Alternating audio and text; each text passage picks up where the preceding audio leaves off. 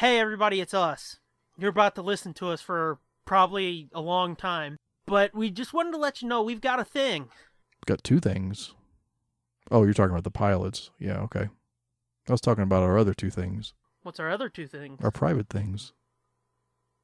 Our ding-dings? Our special purposes. Okay. That joke went nowhere. You can move on. I just kind of want to bask in this for a second because this is how Joke Corner goes for me. I want you to wallow in it and feel it. Doesn't feel good. Yeah. This is how I feel every other week. Nice, isn't it? Not when it's me. Okay. We didn't say who we are, but fuck it. You're going to hear in a second. I'm the loud one and he's the other one. I guess. I don't know. Yeah, it doesn't matter. For the purposes of this, we're just generic announcers. Yes, we are. And we just wanted to let you know, go to tsdjaproductions.bandcamp.com and you can get like 3.5 hours of content for $4. Yeah. This is like the most awkward fucking promo ever. Well, I don't know. I thought our camping trip promos were kind of awkward too, but... No, those were produced ads. No, not the ads, but I mean like the... We did a couple... Well, I mean, I think we only did the one on 7.5. That got awkward. Yeah, that's what I'm thinking of. Yeah, we did that once. Yeah, no, the actual commercials were great. Yeah.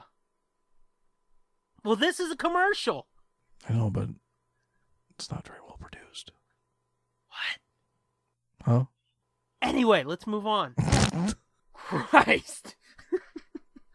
Yeah, there's 3 pilots for shows that we want to do, and actually one of them will have launched already. Yeah. There's the Nerd Blitz Book Club, where we read Star Wars Kindred Spirits by Christy Golden, right? That was the prequel to our first book in the book club series, which is Dark Disciple by Christy Golden. Exactly, which is running for the next, I don't know, year and a half? Probably 10 months. If I remember exactly, it's 9.5 months. Book club is literally our baby at this point. Yeah, so any pregnant ladies out there, you can time your trimesters based on the Nerd Blitz Book Club. No, any ladies out there, get over it. We know what pregnancy feels like.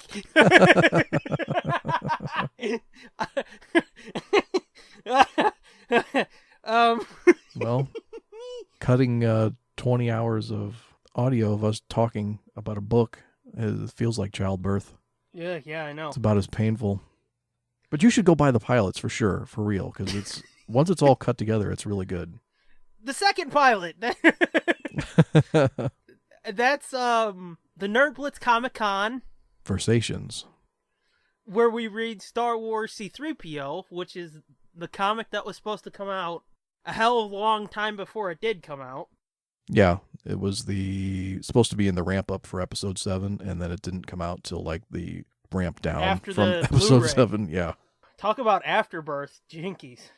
And then the third pilot is for the Nerd Blitz commentaries, where we watched and talked over the Star Wars holiday special from 78. Yep. And boy, oh boy. And it's just as awesome as it sounds. It's as awesome as you could imagine. So yeah, check those out. Again, it's tsdjproductions.bandcamp.com, and it's only $4 for 3.5 hours of content. Get that, check that out, and then sit tight, because here comes the show. Duh. Ay.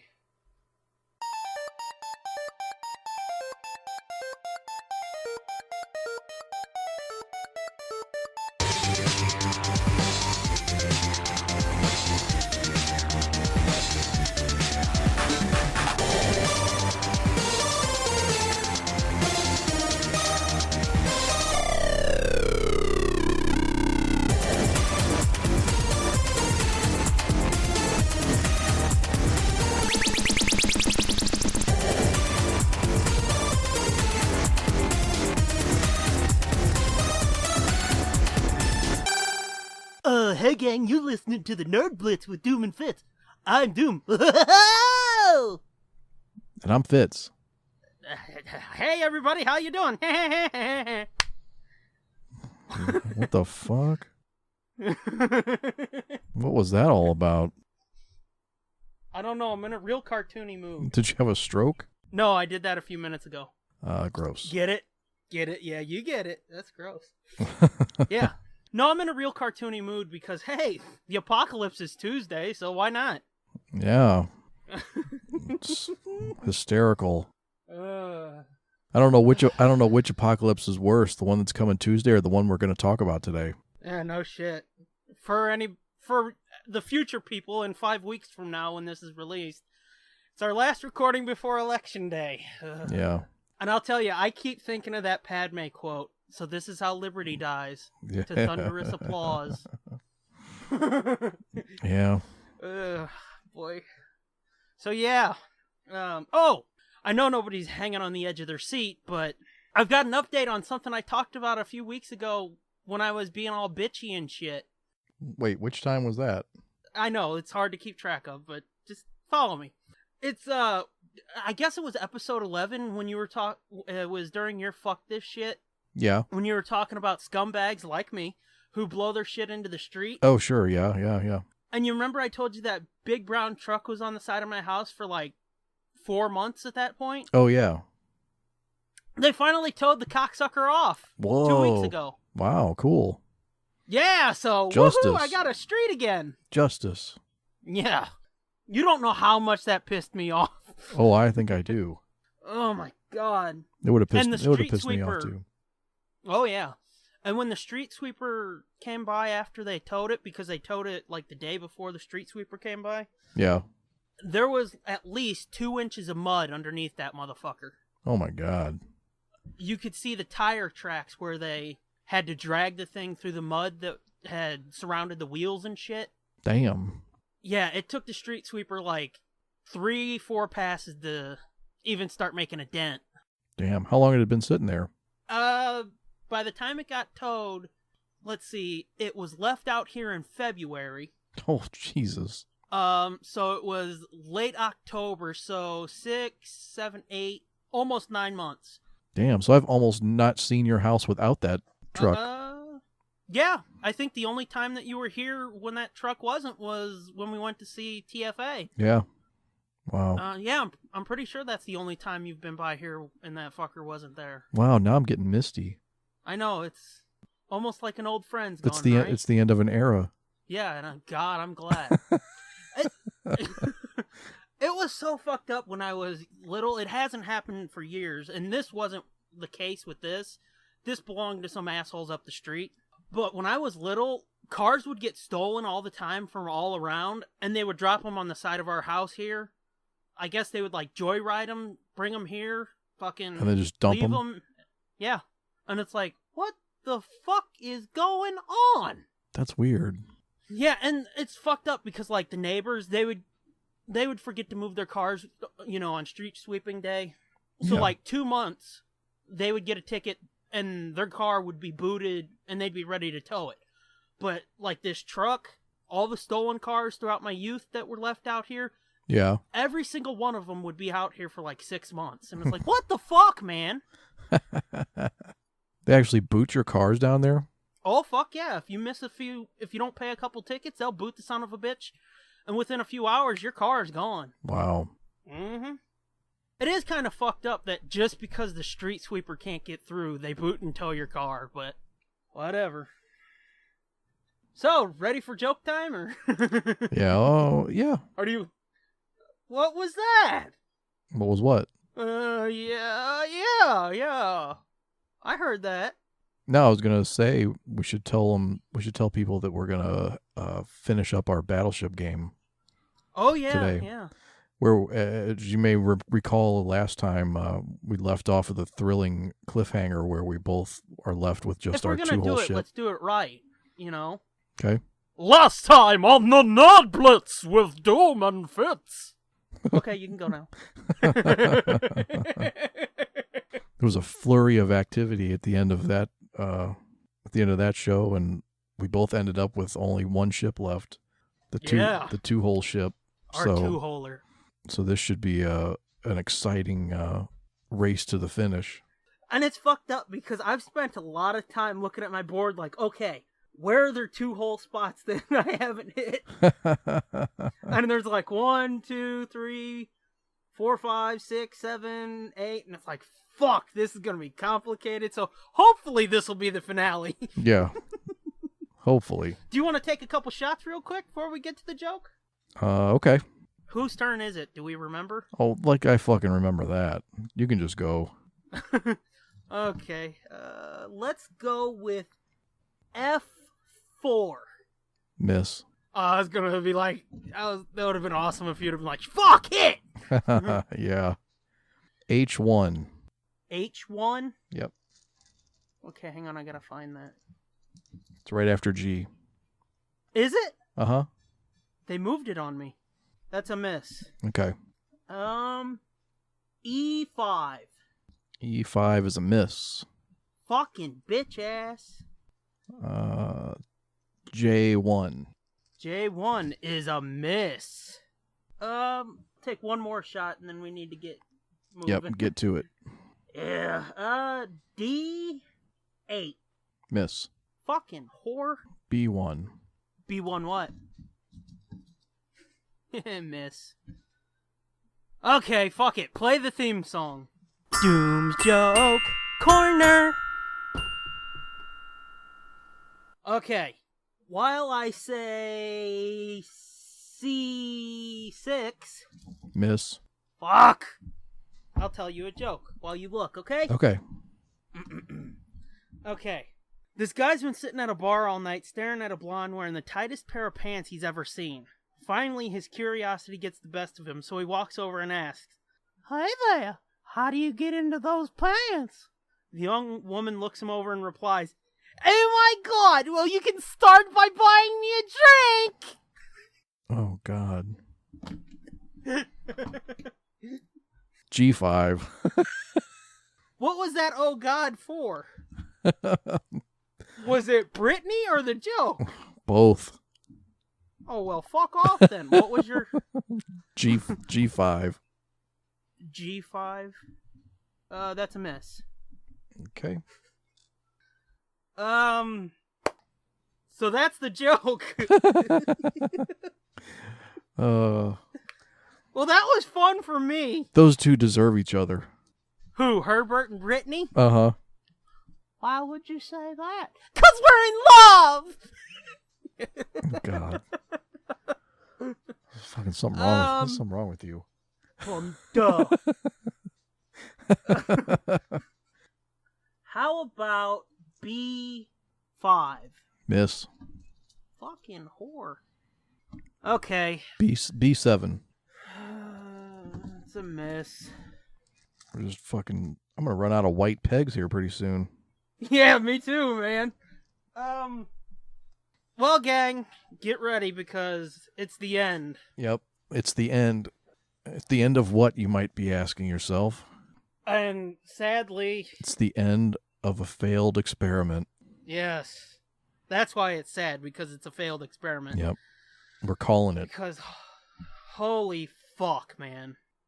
After the first issue of Apocalypse, I was so goddamn hopeful. I was. Me too. If you go back and listen to that episode now, it's so... We were so bright-eyed and hopeful and so excited and so into it. And then, oh my God, the drop-off was so fast. I know. But we were so laid back because everything they said was like, you gotta be fucking kidding me, right? And then we read issue 1 and it's like, holy shit, this is gonna be awesome, man. Yeah. And then we read issue 2 and it was like, uh-oh. Uh-oh. Yeah, everything that they said leading up to this that made us go, fuck this shit, sounds fucking stupid, turned out to be not true when the first issue hit. So we're like, okay, well, they're not going to ruin it. Well, they did, but they ruined it in other ways that we weren't expecting. No shit. By basically making us read the same fucking goddamn cocksucking issue 5 times. Yep, pretty much. So, yeah. You got your copy of issue 5 there, don't you? I do. I was keeping it warm in my ass crack. Yeah. What cover do you have? What's the other cover? I don't remember right now. This is the cover. I think, wasn't that the first Howard Porter cover? Yeah, I think so. It's a group shot through the perspective of like a monster's mouth. Yeah, from his tonsils. Yeah. Yeah, that was the first official main Howard Porter cover. And that was good. Yeah, this is a good cover, actually. My cover, though, is... Yeah, I got you the variant. One of the variants. Yes. Because that's what I'd been doing, was getting the variants for you. Just because you fucking hated the I almost said Bruce Lee, the Jim Lee covers so much. Well, yeah, because Jim Lee fucked up. Fucking Bruce Lee could probably draw a better Scooby-Doo than... Yeah, and he's been dead for what, 30 years? This cover, I gotta look see who did it, because I got a Francis Manapul. Oh, really? Okay. That's what it says. My cover, yeah. Oh, I didn't know that. That's the guy that did the Flash art for New 52. Like the first arc of New 52 Flash. Yeah. It's fucking sweet. Well, this cover ain't sweet that I got, because Scooby looks like a giant rat. Fred looks okay. Daphne looks okay. I guess Velma looks okay, but Shaggy and Scooby look retarded as fuck. Really? He's usually really good. I think so, because like I said, Scooby looks like a giant rat. And Shaggy, he's got like a weird fucking Yu-Gi-Oh haircut going on. Oh. Yeah. I mean... Oh, yeah, this is... Okay. What? Yeah, I'm looking at that cover. Oh, you're right. It is fucked up looking. I do remember this now from when I bought it. I mean, everything else looks... I should be fair. Everything else looks good. Fred, Daphne, Velma, they look good. The little helicopter thingy looks good. This actually looks a bit like the old school Mystery Machine. Yeah. The zombie arms or whatever. Those look cool. It's just Shaggy and Scooby are like, ugh. You know? Yeah. But, yeah. Yeah, he's the guy that did the Flash, all right. Yeah, those Flash books were fucking sweet. I can't say that I've seen any of them. Yeah. Oh, shit! What? I mean, it's got nothing to do with the comic. I just opened up the front page and I'm looking at this ad. I didn't know they had the complete series of Captain Caveman on DVD through Warner Archive. Yeah, I was just gonna say that when we got into I had done the same thing, and while you were talking, I was like, oh my god, look at all this shit. I don't even remember looking at this ad when I read the book. I don't either. I saw the Space Stars and Thundar the Barbarian, and I was like, oh shit. I would like to get that Captain Caveman. Mm-hmm. And the Teen Angels. Yeah. But as we Damn, saw look at the camel toe on that chick. Which one? The one with the redhead? pink, the one with the pink pants. Look at that camel toe. Jesus. Yeah, that goes up to her belly button. No shit. That's a pussy you could fall into.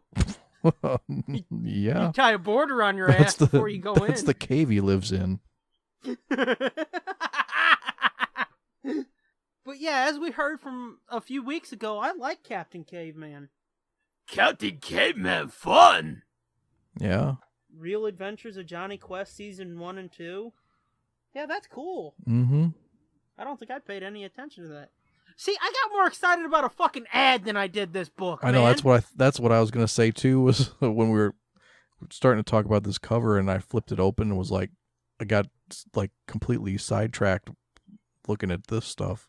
Mm-hmm. It was way more exciting Captain than this. Caveman looks crisp as fuck in that picture too. I know it wouldn't look like that on the disc, but... Yeah, this is not exactly a screen cap, but... Yeah. The Teen Angels look like screen caps, though. I don't know. Maybe.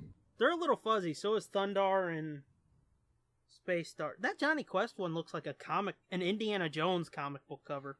Yeah, that's... I don't know if I can get behind that Real Adventures of Johnny Quest shit. Oh, you didn't like that one? No, I like the original. I'd like to see both.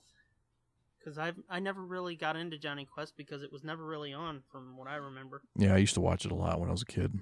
I figured. Fuck it, let's get to this chunk of shit. I guess. I'd rather talk about Johnny Quest, but okay. Well, I mean, if I'd seen it, I'd be like, fuck this shit, let's talk about Johnny Quest. But I don't know that much about Johnny Quest. To be honest, I don't know much about most of these because they weren't really on when I was young, other than Captain Caveman. Yeah. Johnny Quest has the first cartoon same-sex partnerships. Really? That's just a joke that people make. I figured. But if you do watch it, it is kind of fucked up. It's like, holy shit, Race Bannon is like his mom. It's like Race Bannon and Johnny Quest's dad are like partners. It's Dr. Benton Quest. Yeah, and there's like so much sexual tension. It's like, where dude, the fuck did Haji come from? India. If I had to guess. Thank you. Come again. No, I mean, like, all of a sudden it's like, hey, fuck it. Let's take this Indian kid and let's walk around with him. That won't be weird. We got a fucking dog wearing a mask and an Indian kid. Well, where did Short Round come from? There might be a comic that explains that. I'm just saying, as an example of another thing like that, you know, Yeah, he probably picked him up as an orphan off the street. Well, I get, now that you mention it, fucking Short Round seems weirder than Haji because at least there's a kid here Haji's age. Right. He's hanging out with a fucking grown man. Mm-hmm. Doing dangerous shit. Yeah, uh-huh. Well, anywho, Scooby Apocalypse. It seems like we're just trying to do everything in our power to avoid it. Right. We've got to get through it, man. All right. Ugh. So the story opens up with Velma and Daphne having the same fucking conversation again. Yeah, again, inside the Mall Mart or whatever, where we left off last issue. Yeah. And, it's basically, you caused this. It's not my apocalypse. Yes, it is. No, it's not. It's the 4. What's the 4? Blah, blah, blah, blah. Who gives a fuck? Yeah. And then there's some kind of crash or some shit, and they go running. Daphne goes running to see what the fuck's going on, and there's a bunch of little demons breaking into the Mall Mart. Now, right here on this page where Daphne runs into Fred and Shaggy battling the demons, there's an Easter egg that I wanted to point out to you and everybody listening. Again, this is issue 5, just so everybody's keeping up. Let's see if I can see it. We spent like a half hour talking about anything but. Have you spotted it? Not yet. Not yet. I'll give you a few seconds. I spotted it right away, but I've probably seen the thing more than you have. Though technically I haven't actually seen it. It'll all make sense in a moment. Nothing? No. Nothing. Okay, look behind Scooby's head and in front of Shaggy's foot. See that DVD there? There's 3 copies. Oh, yeah, okay. It's Scooby-Doo Franken Creepy. Yep, I see it. Yeah. I haven't seen that movie, but as soon as I saw this page, before I read it, I was flipping through the book like I generally do. Mm-hmm. I saw that and I was like, wait a minute, what the fuck is that? And I got in real close and it's like, oh, that's kind of cool. But then it's like, you know the what? Original Mystery Machine, it was like, why the fuck is that there? Yeah, that's too meta. Yeah. But you know what? What? I'm not sure if I should make this confession now or wait till the end. Uh-oh. Why don't you make it now? Because I'll just be waiting for it. I'm looking at the first few pages here. Yeah. I don't think I read this fucking comic book.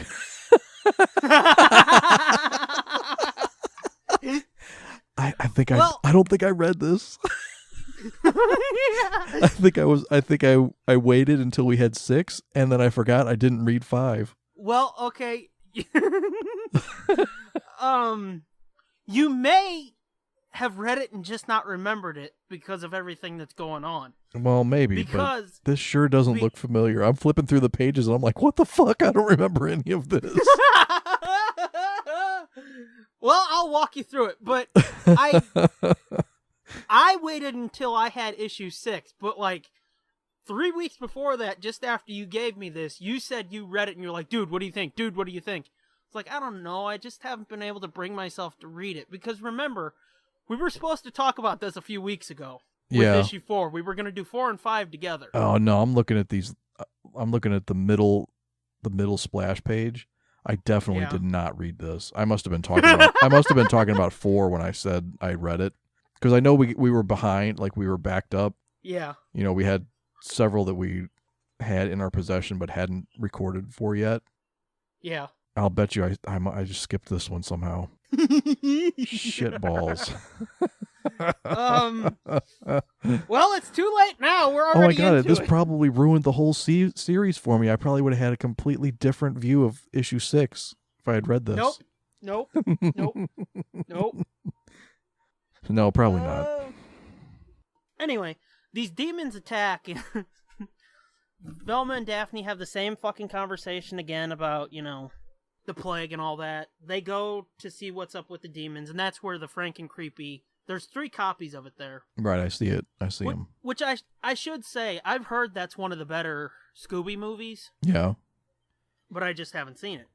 Yeah, I haven't seen it either. That's one of the, 6 or 7 I don't have. So, yeah. Okay. Let's see.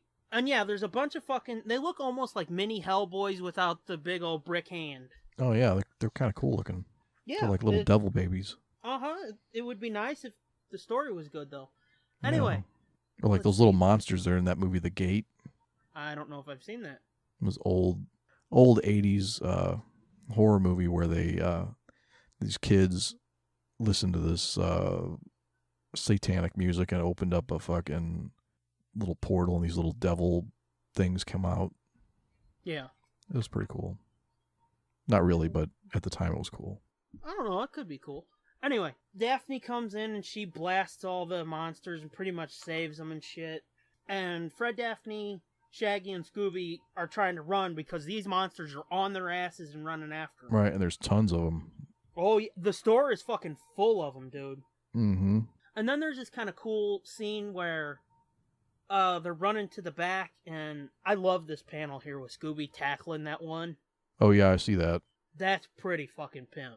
Which again goes to show, Porter is doing good work, in my opinion, in my view. Porter is doing great work. He just does not have the story to back it up. Which is sad to say, because I know that DeMatteis, I don't know jack shit about this Keith Giffen dude, but I know that DeMatteis is a good writer. Yeah. Yeah, I think we said at the very beginning, like, he wrote my favorite Spider-Man arc ever. Yeah. Yeah, we did say that. So so I'm really surprised at how weak this see, in the credits here is. for this issue, it says Keith Giffen origination, DeMatteis extrapolation. So I'm guessing Giffen came up with the breakdowns and shit, and DeMatteis was like, okay, I'll write this. Okay, yeah. So I guess the blame could fall on Giffen, but fuck it. They're both credited as writers, so they're both taking the blame. Yeah. But anywho, this shot of Scooby tackling this demon's pretty fucking badass. And let's see. Daphne's all like, oh, he saved me. he saved me. And Shaggy almost seemed surprised by that, Well, you don't know because I don't you know. didn't fucking read it. I'm scanning it so that I know. I'm trying to take my time so you can sort of read as we go, but... But yeah, Scooby attacks the demon, bites his fucking head, and Daphne's all like, Scooby-Doo, he saved me. Yeah, and so Shag's now she's sure did. Yeah, now she's a big pussy all of a sudden. Yeah, when 3 seconds ago she was blasting motherfuckers' heads off. I'm trying to see, because there's a spot here where that problem that we talked about before pops up yet again. Oh, the word balloon switching? Dialogue swap, yeah. I remember I told you that. I was like, dude, they fucking did it again. You were like, what? I said, they swapped Velma and Shaggy's dialogue again! And you're like, holy shit, how did I miss that? I was like, I don't fucking know. Well, now I know. I'm trying to see where it's at, though. Well, anywho, they go run into the back, and Velma's already back there, and she's like, hey, come here. Right, so she gets them to hide in the storage room. Well, yeah, but hang on. Shaggy's like, oh, hey, it's Velma, and we forgot about her. And she's like, well, that's heartwarming, because they weren't worried about her. They were just worrying about covering their asses. Well, come to find out, Velma was doing the same thing. She's breaking their nuts about it. I thought that was a little bit funny. Oh, she was hiding she found the place to hide. And she was busting their balls like, you fucking forgot about me. Mm-hmm. And seconds later, it's like, bitch, you forgot about us too. Oh, here it is, right here. Well, I guess it's not really, I don't know. It's, you see the panel with Velma screaming down the hall to Shaggy? Yeah. Read the very next panel. Fred says, don't take it personal, Doc. With these things on our tail, it's hard to remember our own names. And they show Shaggy running into the storeroom. That's Velma's dialogue. It says, I can't believe you four were ready to leave me. I can't believe you four were ready to leave me behind and get disemboweled by those monstrosities. Velma's here pointing, but that's her dialogue. Oh, yeah, you're right. Okay, yeah. When I read it just now, I was about to tell you Well, it's because she's in that room and the dialogue, the bubble is like pointing into the room where she is. But you're right, she's outside the room. Pointing into the room. Pointing into the room. What the fuck? See? That's what I mean. Yet a fucking again, they do this shit, and it's like, is there nobody paying attention over there? That one almost looks like they fucked up the balloon completely. Just like I said, like the way she's drawn and colored, it doesn't look like her. I should say, in these two panels, the art is a little lazy. But yeah, I know what you're saying. Just where she's positioned in the panel. Oh yeah. You know, it's like I looked right past her. I didn't even. Oh yeah. I thought she was. Yeah, I thought she was one of the monsters. Again, this is one of those things though, because I could tell right away that was Shaggy's leg and his shoe. Yeah. This is one of those things where I thought I was having a stroke because I saw it as a monster too, and it's like, wait, why is Velma? That's Shaggy's leg. Why is Velma saying, what the fuck is going on here? And then panic was setting in because, like, am I fucking dying or something? I took a good hard look at it and I was like, well, look at Daphne. She's faceless. Look at Fred. He's basically faceless. Look at Scooby. Oh, that's wait a minute. If that's... What? But how... I was like, you motherfuckers. It seems like we're not the only ones that don't care. Yeah. Yeah, I think maybe they've checked out on this too, huh? I've got to ask you, you said at the beginning, before we read an issue, that you'd be surprised if this thing would last 10 issues. I think they've solicited up to issue 9. Do you want to revise that any? Well, yeah, I mean, clearly they're not going to cancel it at 10 just yet.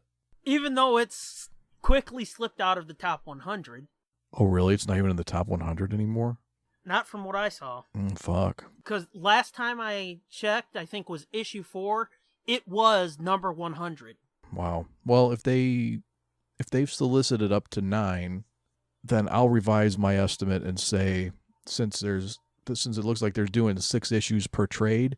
Yeah. I'll say they'll try to squeak it out to 12 and then reconsider. Well, see, I was thinking about it, and it's like, maybe it'll be like 15 to 18, but it can't be more than 20 issues. I can't see this piece of shit going for 2 years. Yeah. Because this has just been a train wreck, as we just fucking saw. Well, starting with issue number 7, they're going to have 2 less copies sold every month. For sure. And I should say this, too. 5 and 6, I don't like the issues. I really don't. But I'm stupid enough that if I had the money to buy it, I would still be buying it. Simply because it says Scooby on the cover. And these bad boys are $4 a piece. Jesus. Yeah, I know. That's crazy. But simply because it says Scooby on the cover, and I would desperately be hoping for something, not just something to happen, but something good to happen. Because wait until we get to the end of issue 6. Fuck! Yeah. So anywho, they get in the storeroom, and like I said, those 2 panels there are pretty fucking lazy. In a way, they almost look like they were a part of a bigger panel, and then they were just like, fuck it, we don't need that other shit. And zoomed in on his digital right, art. like they cropped out. A lot. Yeah. Because you normally don't get that much loss of detail in a panel like this. Because look at all the other panels, they're pretty well detailed. Yeah. It's just those 2 specifically, shit gets blurry. Because, I mean, even look at the panels around it. They're crisp, but those aren't. Yeah. So I'm guessing they cropped out a lot. I don't know. Anyway, they're in the storeroom and they're trying to barricade the doors and shit. And then there's this weird page where, there's sound effect of the monsters trying to get in and shit. And they're arguing about who's going to go to the back door and look at shit. And ugh.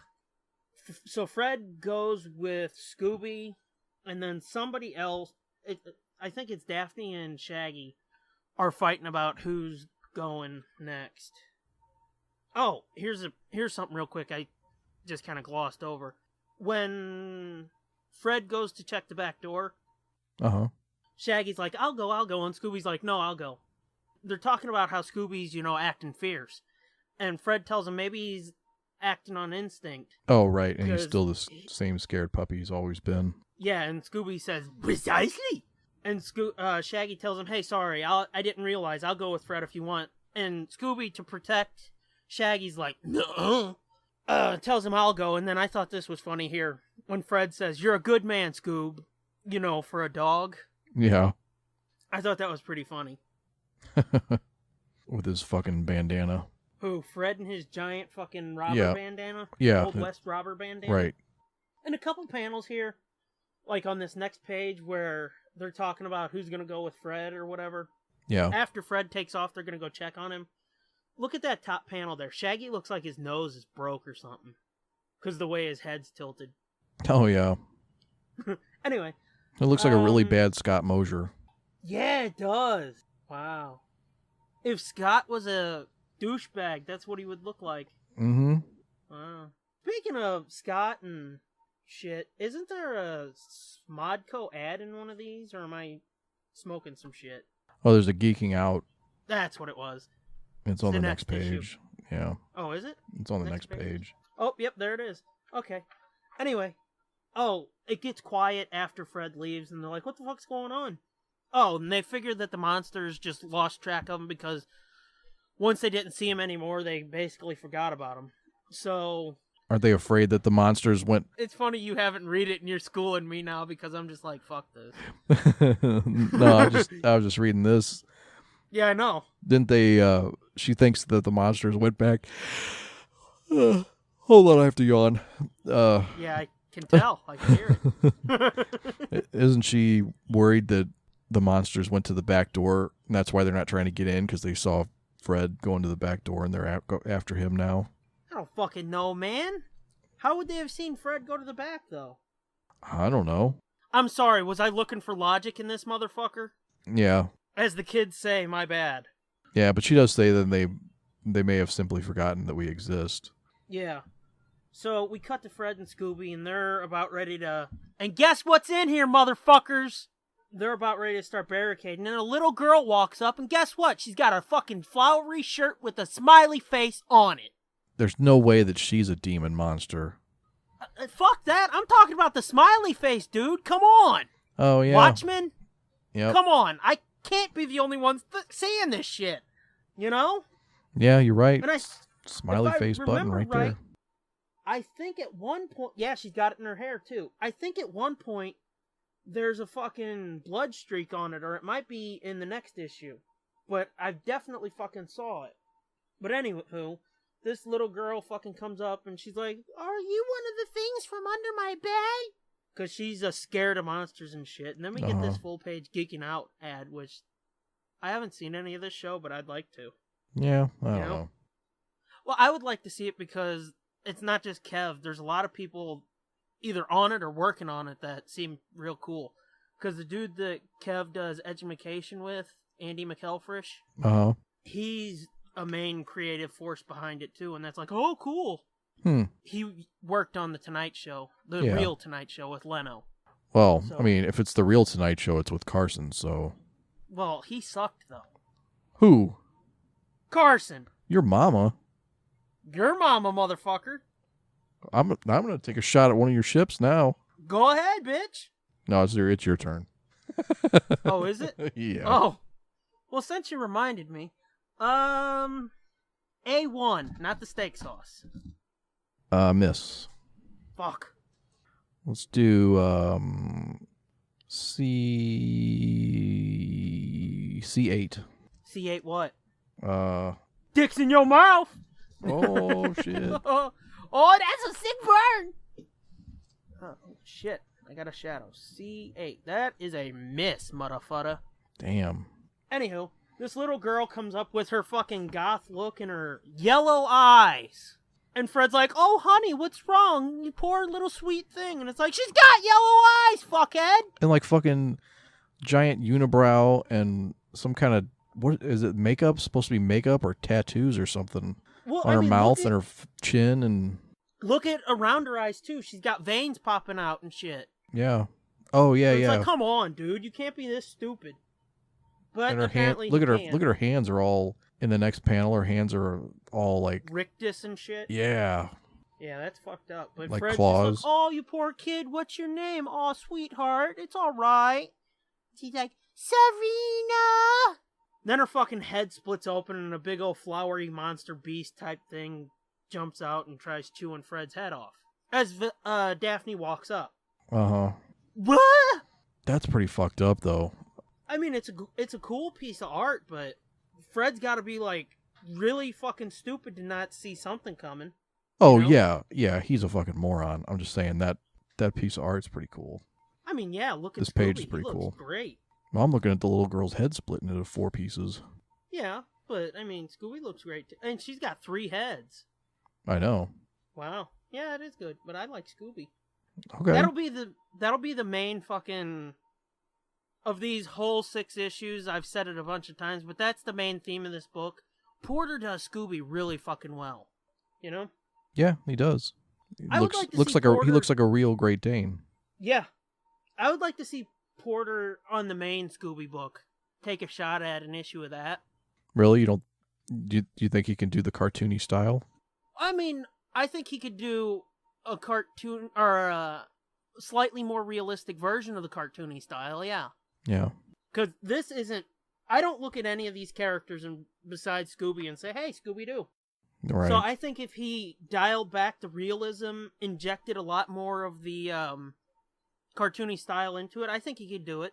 Because I've always wanted to see better art in that, because even though I said I like the art and all that, and some of the poses look straight out of the cartoon, from what I've heard, they take stock images sometimes and just slap them in, which is why they hit all those classic poses a lot, which is like, oh, well, that's lazy. But I would like to see them try more shit with the art on that. But anywho, Shaggy and Velma are back at the other door, and why the fuck are... Oh, I guess Daphne shot the little flower girl. Oh, And right. when that They hear a happened, gunshot. the demons came back. Yeah. The demons came back, and did Velma and Shaggy go back outside? Yeah. Because all of us...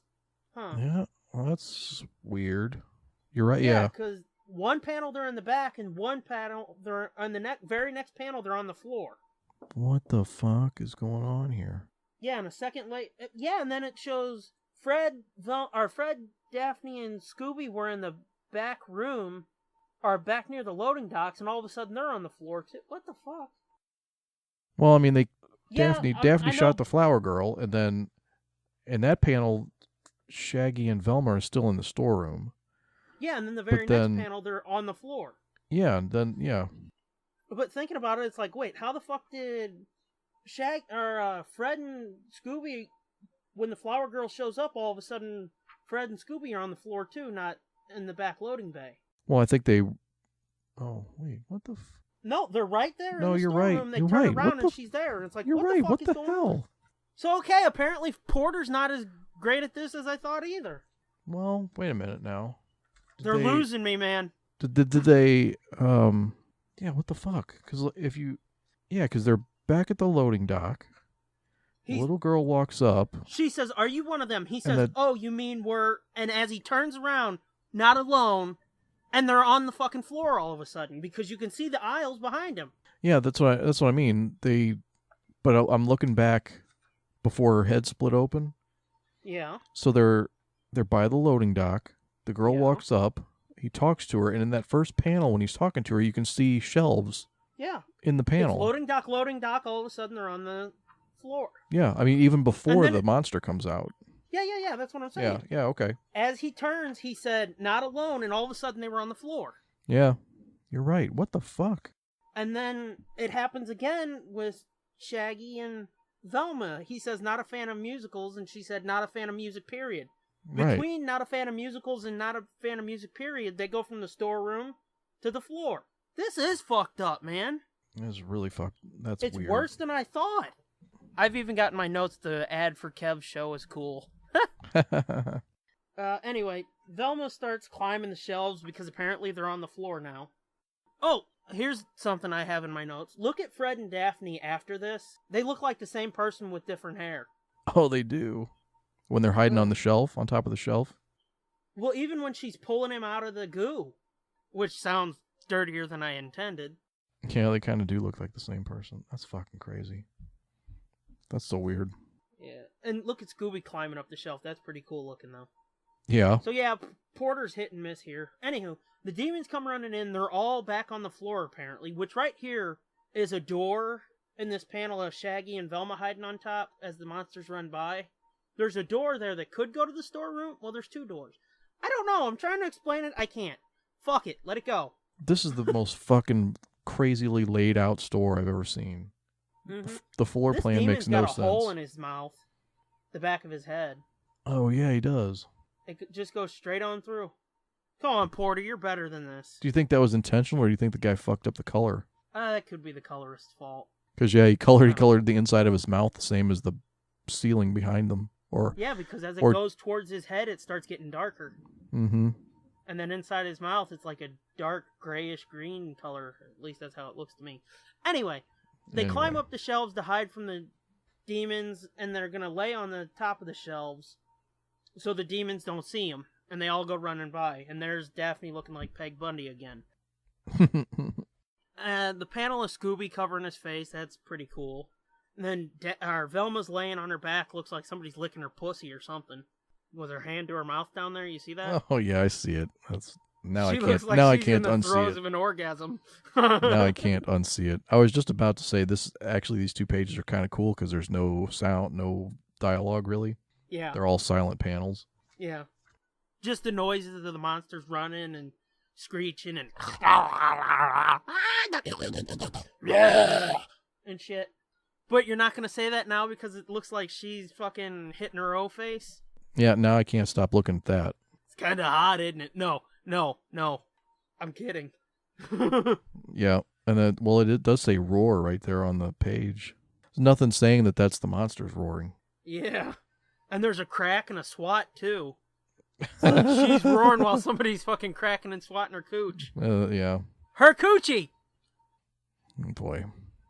Well, day turns to night, and the monsters are gone, and hey, there's the double doors that lead to the back room, I guess. And see, it's like there's 2 different floors of the room, because Velma and Shaggy are in a well-lit store floor, and then Fred and Daphne apparently are in a not-so-well-lit one. But they're looking through a doorway at Fred and Daphne. Yeah, it's so weird. Like, this fucking store is fucked up. Ugh. Again, we've got a few more shots of Fred and Daphne looking alike on the next page as Velma climbs down to go looking to see what the fuck's going on. And Scooby sneaks up behind her and asks if everything's okay. And scares the living shit out of Velma. Yeah. She's fucking kind of berating Scooby for scaring the shit out of her while she's trying to be quiet and not attract the demons back. And Scooby's just like, Blobby, Blobby, Blobby. Fred and Daphne look alike here, and they're both wearing their scarves, and they're both smiling and laughing, and it's hard to tell who's who. So apparently they get back into the loading dock or the back area or whatever, and they barricade the doors again. What the fuck is up with Velma on this page? Which panel or the all page? No, after the page after they barricade the door. Yeah. At the bottom when Daphne's walking away, storming away, and the 4 of them, Scooby, Fred, Shaggy, and Velma are standing there watching her go away. We're back to Peter Dinklage in a dress. Yeah. Yeah. Like, what the fuck? I mean, like, how can that be such a different piece of drawing? That's another one of those that looks like it might have been cropped. Because look at all the detail on Daphne, who's close to the camera. Yeah. But the 4 in the back, they've got so much loss of detail, it's fucking hilarious. It looks like a thumbnail or something. It looks like a sketch. Mm-hmm. And I just noticed this. Do you see all the peace symbols they've got around Shaggy's arm on the tattoo sleeve? You gotta look. Oh yeah, I close. do. I see it. I see it. It's so funny when I point something like that out and listening to you, because like, I see it, I see it. You sound almost excited, but there's a hint of like, fuck. I wish I didn't. Yeah, I know. I'm with you. And so here Daphne's going to have another meltdown. Bipolar meltdown where she talks to herself for 5 panels. But she does, right before that, she does sort of understand and acknowledge her craziness. And oh, yeah. I thought that was interesting that she got a little self-aware for a minute, but it doesn't make it okay. If you're like, okay, I murdered 48 people, it's like, okay, you're still going to jail. Somehow people think if they admit to being assholes and stupid and shit, means they can get off. No! So, Velma's looking for a computer, which this here really fucking bugs me too.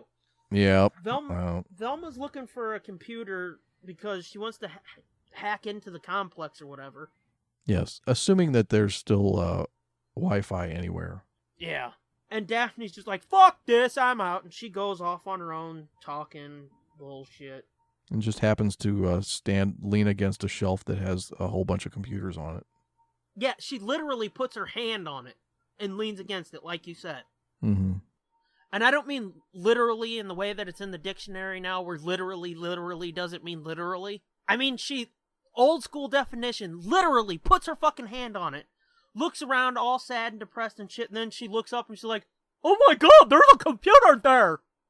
Yeah, I like how this computer box just says gaming laptop on it. Mm-hmm. It's not stretched out at all either. It's just right where you can see it, gaming laptop in a row. Right. Because, you know, products, they put everything you need to know in one small corner and leave the rest for, I don't know. So, let's see. Fail. They talk a little bit more about the Project Elysium and shit. More of the same shit. Yeah, more of the same shit. And then all of a sudden a fucking laptop cracks Velma in the back of the head. Which pissed me the fuck off. You know? Because it's that same shit from Daphne. Didn't she just, resolve her anger issue in the last page? Yes! And now all of a sudden she's throwing shit at the back of Velma's head for no reason? She's acknowledging her craziness. She's self-aware. And then she fucking throws a laptop at her head. You wanted a laptop? You got a laptop. The battery's fully charged. And it's like, wait a minute. And Shaggy makes an excuse for her. In a weird way, that was actually nice of her. Maybe she's warming up to you. And Velma says, I just hope I survive it. Fuck you. But my biggest complaint, and I kind of glossed over it so I could really bitch about it now. Are they going back to the fucking complex? I know you didn't read it, but that's basically how it sounds. We spent the first 4 issues, we're getting away from it, we need to get out of here. Velma's like, well, we should look around. No, fuck it, we need to go. Now it seems like they're prepping to go back. Yeah, I think maybe you're right. And it's like, what the fuck? You know? Yeah. Jesus fucking Christ, what the hell? Why do we keep fucking going in circles here? Why do we have to spend 3 issues in a fucking Walmart? I don't know. Ross told me, I think it was after he read this issue, he was like, okay, I don't have as many problems with it as you guys do, but it is rather annoying, and I think these first 4 or 5 issues, whatever it was that he told me, should have been boiled down to 2 or 3, and it's like, exactly. Because there's too much of this, let's fucking repeat this. Okay, we'll throw pretty pictures at him, but let's repeat everything we just said last issue. Let's contradict everything we just spent the last 4 issues doing. Instead of just staying there with Velma and looking around, no, we're gonna fucking leave, we're gonna argue about it for 4 issues.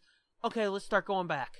Yeah, and I think a lot of our issues that we've had with it, a lot of the problems, could have been swept under the rug if there was if you felt like you were getting something out of this book. Yeah, if it didn't feel like you'd bought the same fucking 5 issues over and over and over again with slight tweaks. We definitely have really shit on this book and nitpicked the hell out of it, but I don't think we would have been quite so hard on it had the story been there, or had there been...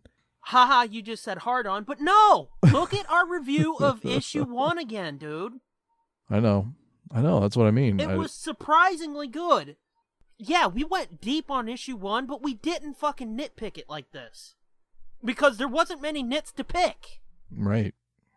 It seemed like it was a pretty decent starting off. Yes. With not a lot of problems, because a lot of the bullshit they said before wasn't true. Again.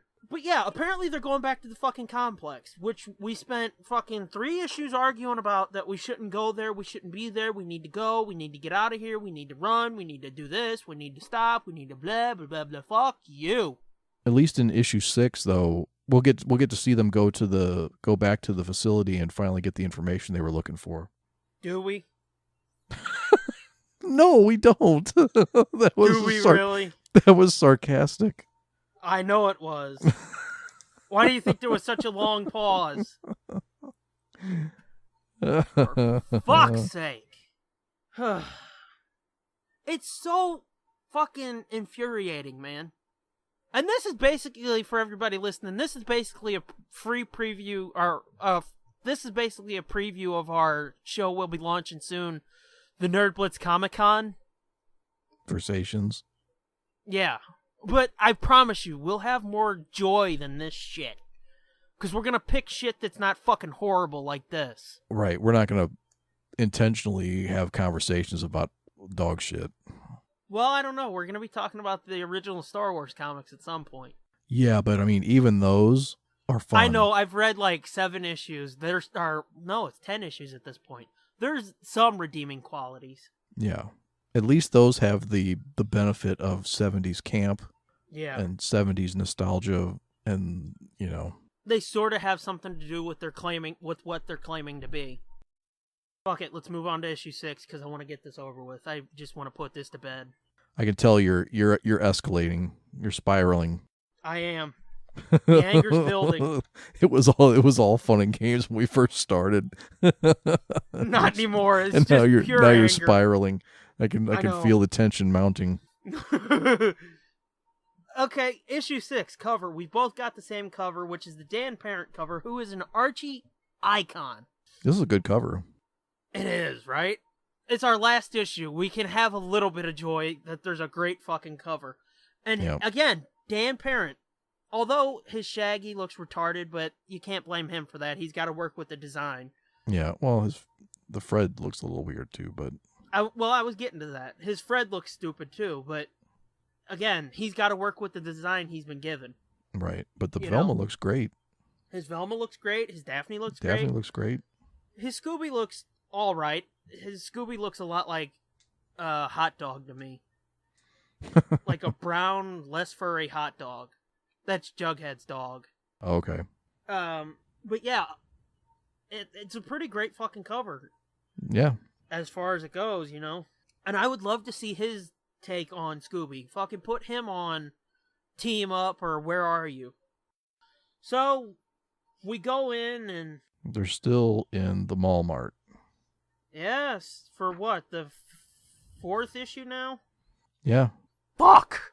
Well, Velma's trying to hook up some kind of power, right? Or some kind of... I'm trying to restore the power so I can reboot my boot the laptop and access the complex's servers.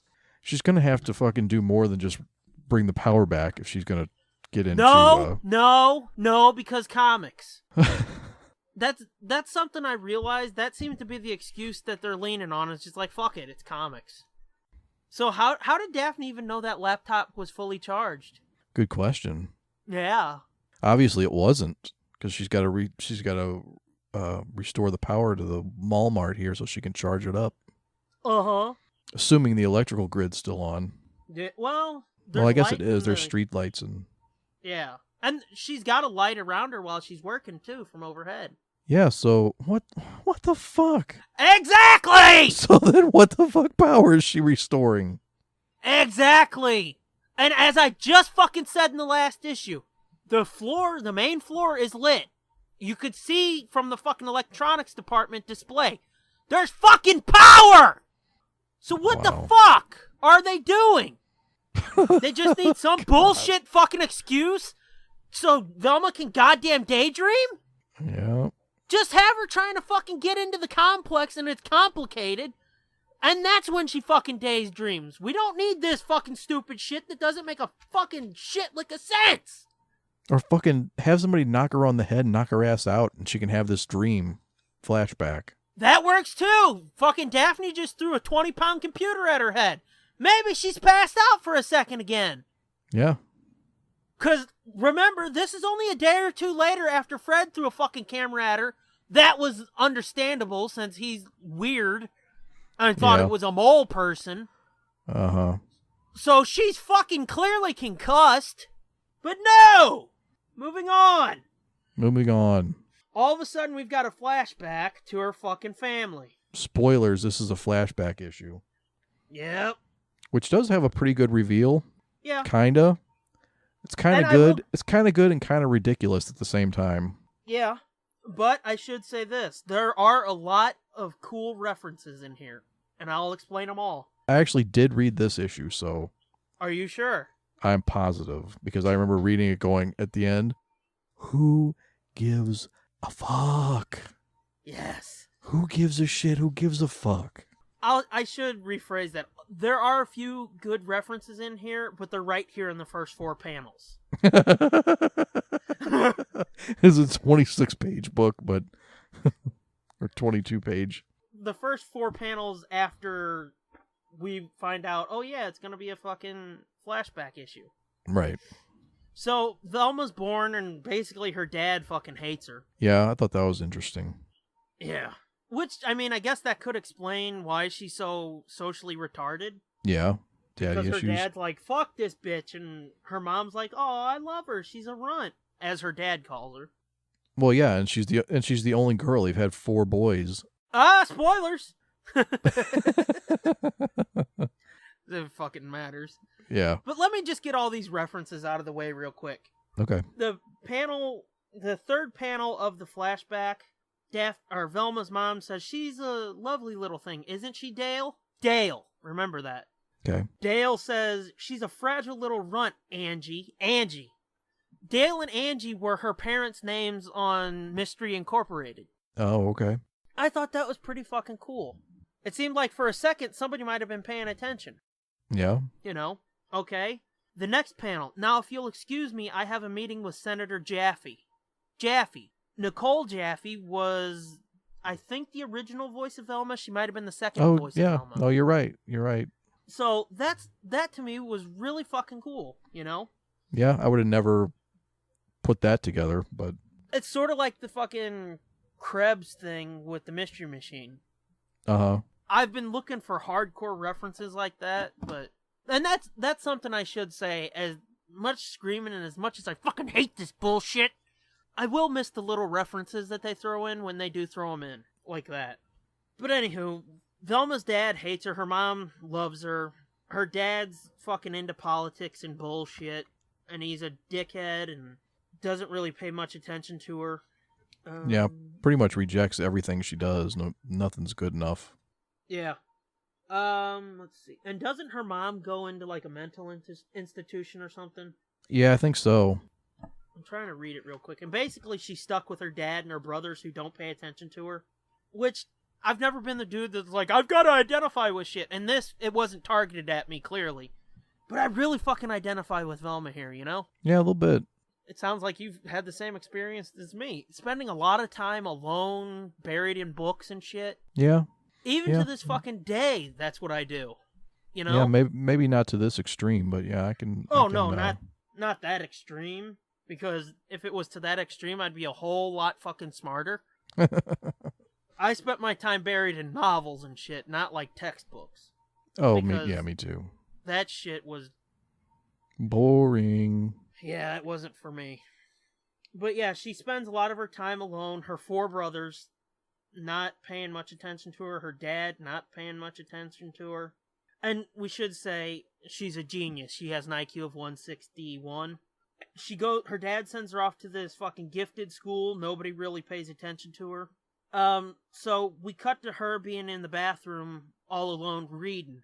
A girl walks in and is like, what are you doing in here? And she tells her roommate blasts Can I just point out, by the way, sitting on the filthy, filthy bathroom floor. Yeah.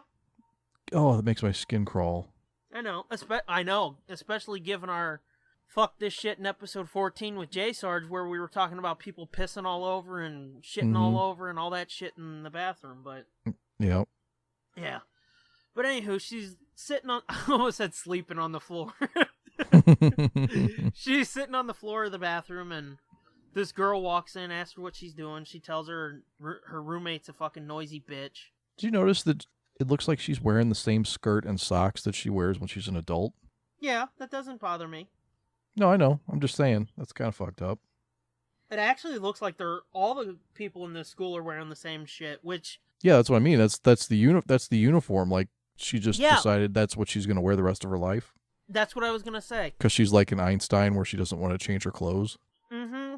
And who was it? Steve Jobs or was it Einstein? Somebody said they wear the same thing every day. That way they don't have to waste the brain power thinking about it. Yeah, I think it was Einstein. Yeah. So yeah, that's pretty fucking cool. And I mean, look at Velma here. Who's this artist again? Porter? No, this is Oh, this is the back. This is the other. Okay, yeah, this is the flashback artist. So it's Wellington Alves. Flowers for Algernon. Something, I guess. I don't fucking know. I don't know. I can't even find the credits. Nobody even wants to take credit in this book. I found them. It's back. Did you? Oh, okay. Yeah, back. it's on this one. Yeah, it's all okay. It's on this all black page. I forgot. Those two panels at the bottom of Velma, she looks really fucking good there, you know? And I should say, all the art in this flashback I thought was pretty damn good. Yeah, it is. It looks like Scooby Doo to me. Almost, yeah. It's cartoony but not yeah, overly cartoony. Velma's pretty fucking decent looking here. Yeah, the colors are pleasing. Yeah. And I thought it would have been cool if they would have put the bows in her hair like she had in Mystery Inc. She had bows in her hair? Yeah, like brownish, reddish bows to match the color of her skirt. When she was an in adult? Mystery Inc. Yeah, in Mystery Inc. Did you not realize that? That was like the only tweak they made to her design. I guess I didn't pay attention. I thought it was pretty cool. Anyways, so this new girl, what's her fucking name, did they say? Madeline Wu. She hangs out pretty hardcore with Madeline, and then summer vacation comes and goes. Yeah, they're both a couple of freaky nerds. Yeah, because Madeline's like glasses, pigtails. Freckles. Speckled. Yeah, I was going to say freckled, speckled face. Basically, she looks like what Velma's going to look like, except the hairdo. Yeah, she looks like Asian Velma. Yeah, which actually, Scooby-Doo, The Mystery Begins, there was an Asian Velma, which fits. But anyway, summer vacation comes and goes, and when they come back, Madeline's fucking smoking hot. Yeah, she is. She's got a rack, she's no more glasses, long, flowing hair. She's like grown several inches. Yeah, and she comes back talking about fucking all the boys she's... Yeah, talking about girly shit. Yeah. Instead of nerdy shit. And Velma just fucking snaps at her and tells her, basically, shut the fuck up. And tells her, you're beneath me. And she stands up in the lunchroom and tells everybody in there, you're all beneath me, every one of you. Yeah, I thought this was seemed like over the top, or like that I didn't buy it. I didn't bump into it really because it's just a defense mechanism, you know? Yeah, I guess, but it just seemed like she went way off the deep end. Well, yeah, I mean, as she says, you've got to understand, it's years of built-up frustration finally coming out. Yeah. You know? Yeah, I guess so. It's basically she's pissed at her dad for treating her the way he treated her. She's pissed at everybody else who never paid attention to her. Yeah. And she's just finally, after like 13, 14, 15 years, she's letting it out. Yeah. She's protecting herself so it doesn't happen again. Trust me, I understand this all too well. So, but then they pull her out of school, right? And then she's basically homeschooling herself almost. Parents had divorced. I rarely saw my mother after that, and it was easy enough to convince my father that I should be homeschooled. Yeah, she basically pulled herself out of school and was like, Dad, let me just do this. And he was like, whatever fucking thing with pussy, I don't care. Just don't bother me. Yeah. After all, keeping his peculiar daughter locked away in the house spared him no end of embarrassment. So she started enrolling in, like, internet schooling and shit, and by the time I was 17, I'd earned doctorates in biology, chemistry, physics, astrophysics, astronomy, math, and engineering. Engineering, not engineering. I got some of that fancy book learning, too. Scooby-Doo! Yeah, this I bumped up against, too, a little bit. Like, that seems like just too much. Like, they could have dropped a couple of those degrees off. Yeah, you don't need astronomy. And made it like a little bit more. I mean, it's still unbelievable and ridiculous to think that a 17-year-old could have 6 fucking doctorates. 7. You know, but I mean, drop a few of those off. You don't need all of them to be impressive and like. I bumped into it a little bit, but to me, it's just like raise the age a little bit. Make her 23. By the time she was 23, she'd earned 7 doctorates. It's still fantastical, but I could believe that. But yeah, I mean, give her. That's 6 more years. Like that. Yeah. That would have worked better too. Yeah, I'm saying it's fantastical, but fucking give it to her. Add 6 more years and be like, okay. And at that point, you could even add another doctorate to that, and I wouldn't bump into it. You know? Yeah. Well, I mean, it's add like more years and at 17. When did she start? When did she start her doctorate programs? Fucking 12. Well, I mean, this is kind of like the same thing as Doogie Howser, you know? Well, yeah. He's I mean, the you 13, you cannot do doctor. Yeah, you cannot do 2 doctorates at the same time. Well, maybe you could do 2 at the same time. You can't do 7 doctorates at the same fucking time. Yeah. You know what I mean? You got to stack those a little bit. Yeah. Or stagger them. So, yeah. So 23 would have worked a little bit better. I feel you, but at this point even though I should say, despite the shit we've given it, I do think this is one of the better issues. Yeah. At least this particular story is one of the better stories. Yeah, because there's more character development. Like, shit actually happens and you learn things. It's not just character development, it's something new. Well, yeah. It's not the same fucking conversations over and over and over in and the over same and over setting, and over yeah. and over and over and over and over and over and over and over again. So let's see. Her brothers come and go. They basically ignore her still. She doesn't really give a fuck. And like me, she prefers to be alone. Didn't she go to Antarctica? Yeah, she went to Antarctica because her brothers were... Sorry. She went to Antarctica because her brothers were doing something. There was some secret project they wanted her... Oh, no, they... Just to isolate herself. Oh, she took a job... No, yeah. She took a job at a research center... Okay, yeah. In the South Pole. And she was basically just locked up in this little... egg. Room, yeah, by herself. And she got to have the seclusion that she wanted, which was okay with her until all of a sudden it wasn't. And then they show her, like, having a little fucking breakdown. And so, like my mother before me, I was dispatched to a rest home. My father paid for, of course, but he never visited. No one did. Until, to her absolute astonishment, her 4 brothers. Gee, can you tell where this is going? No shit. They've only said the 4 twice so far. And then in all the 5 issues leading up, it's the 4. Right. Her brothers had done very well for themselves. One had followed her father into the political arena. Another had risen high in the military. The third one worked in what he called the clandestine service. And the 4th, a scientist, with far less genius, but perhaps far more vision. Basically, they pitched her on the complex.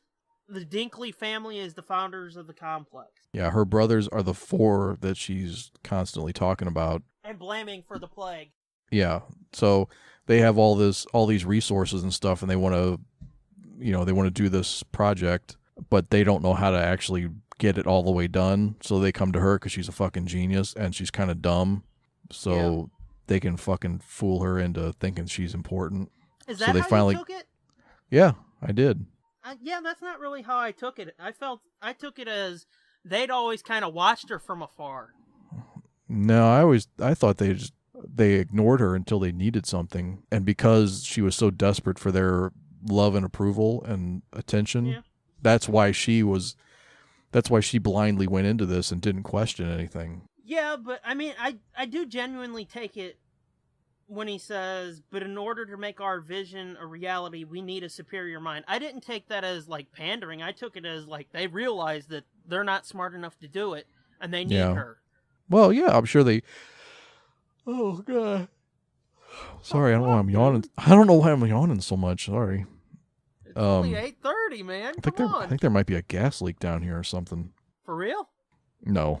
Oh, I was going to say, let's go till you drop. Yeah. Won't be too much longer. I know the feeling. Well, anyway, yeah, they're using her basically, but I didn't feel it was just, that dry. I figured I don't know. I guess that's the cynical in me that I saw it that way. That, yeah, they figured out that they weren't smart enough to make this happen and they needed a superior mind. And, well, hey, guess what? We have stupid old fucking Velma that we never that we never thought of or cared about before, but now we need her superior intellect. Yeah. So let's just use her. 5. Yeah. And that's part of his fucking sales pitch, too, is like, Right. now we can become the Five. Yeah, well, and that sounded fucking phony to me, too. Yeah, that... Especially her wasn't reaction, worded that the well. especially the shot of her face. Yeah, all bright-eyed and shit. Uh-huh. I didn't buy that one either, but...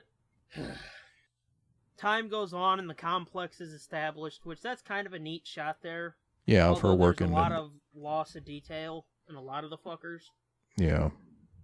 But yeah, that is pretty cool, that big page of her walking through. Yeah. Well, I don't think there's that much loss of detail. It's just that's the style of this flashback, is the not super detailed, super realistic. Yeah. You know, the kind of cartoony. Yeah. And right here we learn that Velma actually did come up with Project Elysium to pull out all that bad shit that humanity's so fucking good at. Mm-hmm. She wants to making life on Earth a paradise such as we have never known. And then we see a flashback basically to the part in issue 1, the prologue in issue 1 where Velma releases the nanites. Yeah, she says, sowed the seeds of Eden on the air. Mm-hmm. Which, holy shit, she is pretty dramatic, huh? Yeah. Let's see. Then she realizes afterwards that her brothers had fucked with her work. And this is the part where it's like, okay, we've seen this before, where they kind of pull out, they're not just trying to pull out the negative impulses, they're trying to breed in a passivity. Yep. There's the rehash for this issue. Mm-hmm. Oh, you've got to. It's Scooby Apocalypse. Right. And she wanted to punish the Four for hurting her and blah, blah, blah. But see, that's the thing where it's like, I didn't see him initially as being like fucking diabolical, like, let's trick Velma, because they had no idea she was going to come up with something like that, you know? Yeah, I guess so. But then she did, and then they fucked her. Yeah, I didn't see the initial pitch as diabolical. I seen it as they saw an opening to fuck her and did it. Because, I mean, we've seen that she's not the easiest person to be around, and that's her choice, you know? She's intentionally cold to people. And then we find out that because of that, while she was working, she had a TV on, and she decided, okay, fuck these guys. Yeah, I just happened to be watching the Knitting Channel, Yeah. and look who's on. Daphne Blake's. I hate this name, Mysterious Mysteries. Yeah. That would have been so better as Coast to Coast with Daphne Blake or something. Or even Yeah. if they got hokey and called it Ghost to Ghost. Ghost to Coast. And then she sees Daphne and she's like, fuck it, I'll call her because nobody else would believe me or nobody at the complex would pay attention to Daphne. So Right. the report could kind of leak out and there would be no tip-off or anything like that. So she called Daphne and that's when we pick up where issue 1 started. And doesn't she say she's sorry? Yeah, she's afraid that the gang will discover what she is. So we cut back to the present day, and Scooby's still standing there with her, and she lashes out at him. Yep, she gets a little bit of the Daphne schizophrenia or bipolar or whatever. And look at that panel of Scooby walking away after she snaps at him. It's like she kicked him in the balls. Yeah. And then we back to her, and she's boo-hooing and tells him to leave her alone. Then there's a backup story, but we'll get to that in a minute. I really like this story, but it just seems like too little too late, you know? Yeah, it was good. It was definitely a nice change of pace. I would say it's the best story they've told since issue 1. Yeah, I think so too. Because you actually do get some information for once. Yeah. Some new information. Yeah. Some dots are connected. Even though, like, there is that little bit of retread, which, I mean, that makes more sense in this to retread because it's part of her story. Yeah, that was complete. And I honestly didn't even hit me until you just said, here's the rehash again. But like the first time I read it, it didn't even hit me that they were explaining the passivity bullshit over again. Like I said, it makes sense in context here, but right. Otherwise, all the other ones were out of left field every time. It's just like, oh, the readers are stupid. Let's remind them. And before we move on, yeah, look at this ad for Superman in the name of the Father. Yeah. Look at that Batman. That's fucking Wolverine. Yeah. That's not Batman. That's fucking Wolverine. The ears on his... Well, I mean, that's not Superman either. No, I'm just saying, like, that Batman, that profile of Batman, Yeah. that's a fucking Wolverine drawing right there. Who's the artist on that? Patrick Gleason? Patrick Gleason. Patrick Gleason! Yeah, that is pretty bad. I mean, it'd be an awesome Wolverine, but yeah, but it not doesn't look like Batman. Batman at all. Who's Robin now? Isn't it? It's Damian Wayne still, isn't it? I don't fucking know. I haven't paid attention to DC in a long time, dude. The main continuity. I think it was Damian Wayne, but I don't know, at one point I think Didn't they kill him?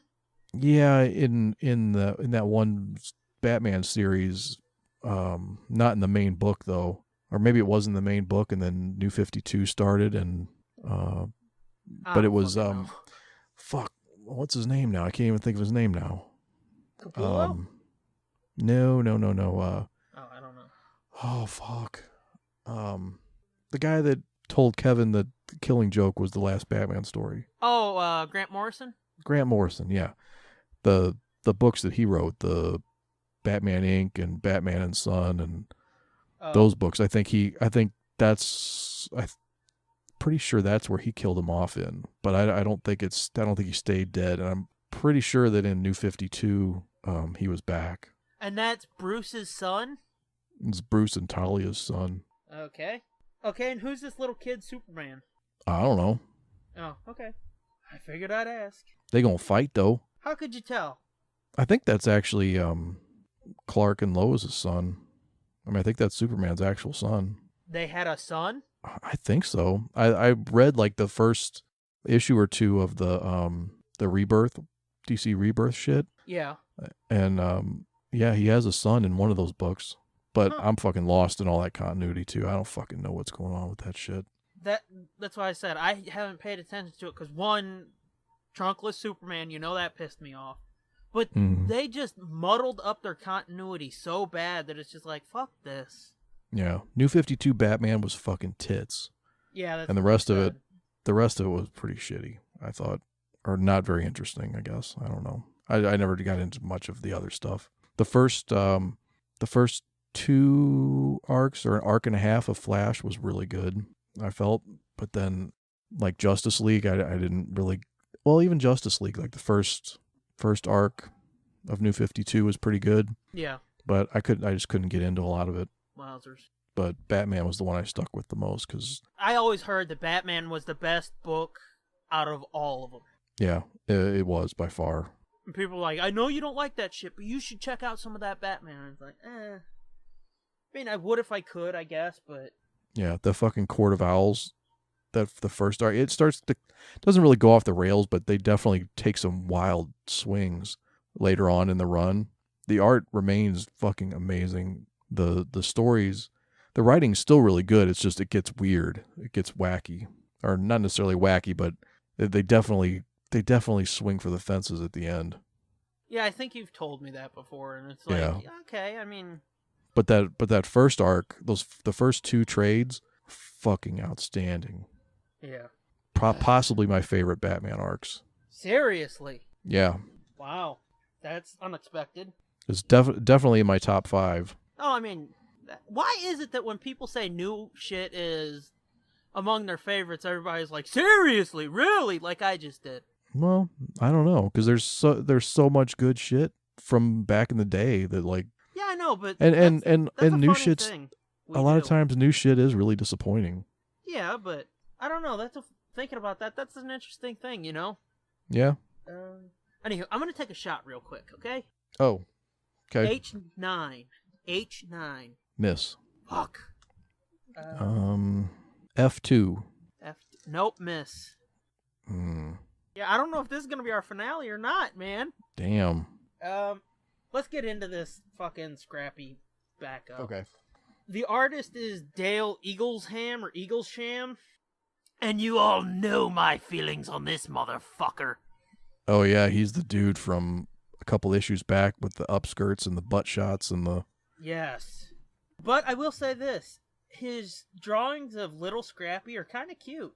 Yeah, actually, I thought so too. I was like, oh, look at him. I saw his name and I was like, oh, this fucking dickhead's back. And then I saw Scrappy and it's like, Oh, look at the little puppy!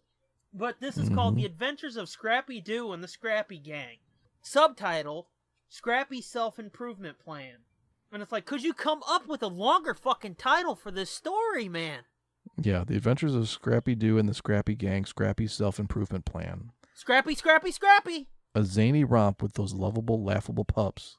Courtesy of... I mean, they say Scrappy more here than I literally said early intentionally. Literally. Fuck. So, Scrappy and his gang of apparently now 4 or 5 dogs happen upon this house that's being broken into by monsters, and Scrappy basically tells the monsters, or the dogs... Just wait, let them kill all these people. Yeah, because the monsters run into this house and kill people. Then, as the monsters fucking are killing the people, Scrappy tells them, go surround the house, but stay out of sight. Let the monsters have their fun, and then we'll do what I gotta do after, whatever. There's a lot of fucking Scrappy monologuing, even Yeah, man fucking monologue. lot of monologuing. And he's basically talking about how he hates Scooby, he hates Velma, but he needs Velma. His crew of fucking people are stupid because their articulation chips don't work. Yeah, they're wearing out, so they need Velma to upgrade their tech so they don't turn back into stupid dogs. And then there's this switch here, you know? Yeah, well, I thought it was pretty funny when he's like scratching himself like a dog, and then he's like, "Oh, look at me, I'm scratching myself like some stupid mutt." Yeah, because his tech's wearing off. Yeah, but then like the next panels, it like talk about fucking swinging for the fences and going off the rails. No shit. Whoa, dude. This is just, what, a 5-page story? Yeah. Now, I will say that this would have been fucking badass if it was done the right way. Well, I mean, this would have been badass if this would have been how Scrappy was introduced. Yeah.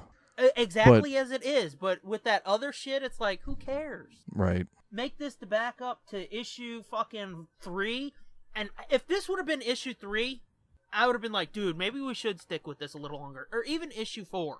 Like, condense all the shit that happened in the first 5 issues down to the first 3 issues. Make this issue 4.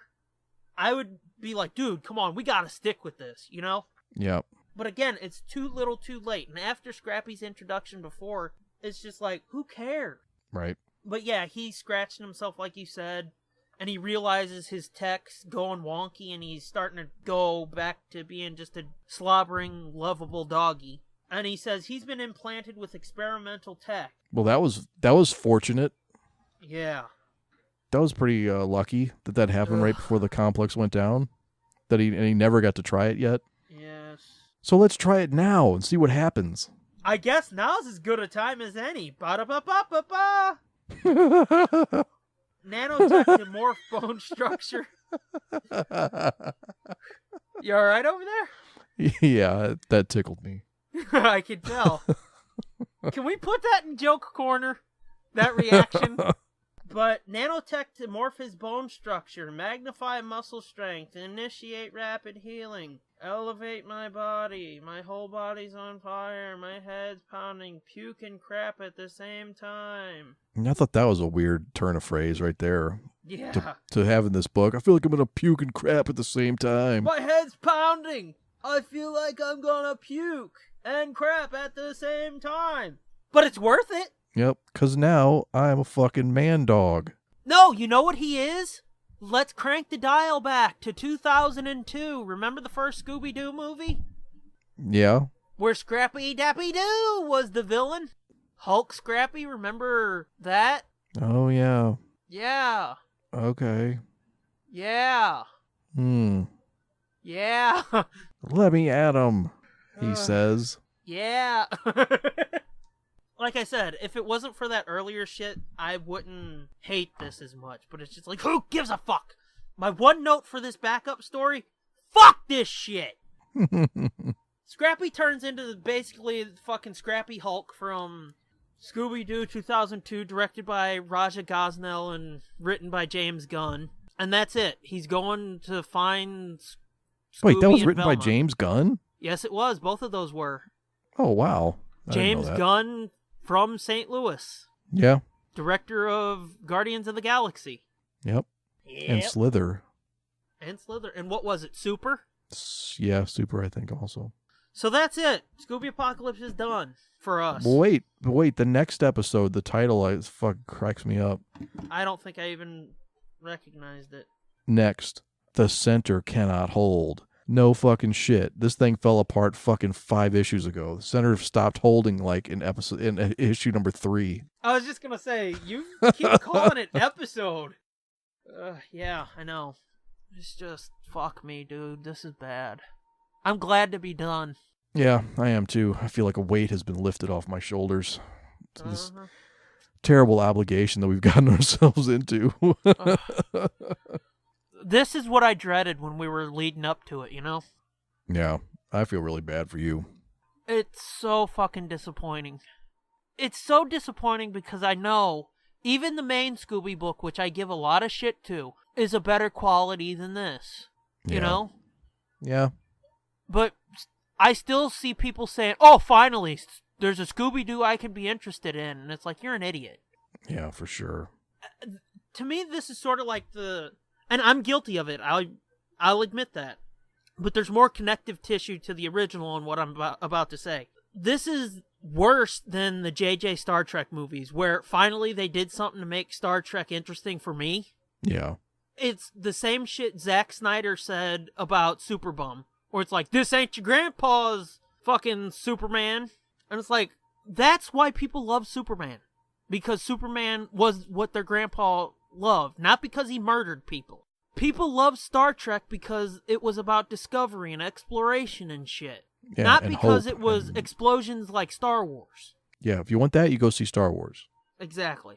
The reason people loved Scooby-Doo is because it was familiar, it was safe, it was fun, it was the same fucking shit. Even when they went outside of the box with, like, 13 Ghosts, when they went outside of the box with Mystery Inc., with Be Cool. The reason people love these characters is because there's a safeness to it, though they can do fresh, interesting things. There's a safeness, there's a familiarity to it. There ain't none of that here. Other than Scooby and, surprised to say it, Shaggy, I don't recognize these characters. No, it's all been jettisoned aside to make room for edgy or whatever they think is edgy or modern or mature. Yep. And it's none of those things. No. I can give these 2 issues one compliment, though. They didn't rely on that emoji bullshit. Oh, that's true. That went away. That was way sparingly used. I didn't even notice them once. In just these 2 issues, yeah. Yeah, in 3 and 4 they were real heavy and annoying, but here I didn't notice them. Yeah. Which I would like to say, okay, maybe that's a step in the right direction, but again, it's too fucking little, too fucking late, man.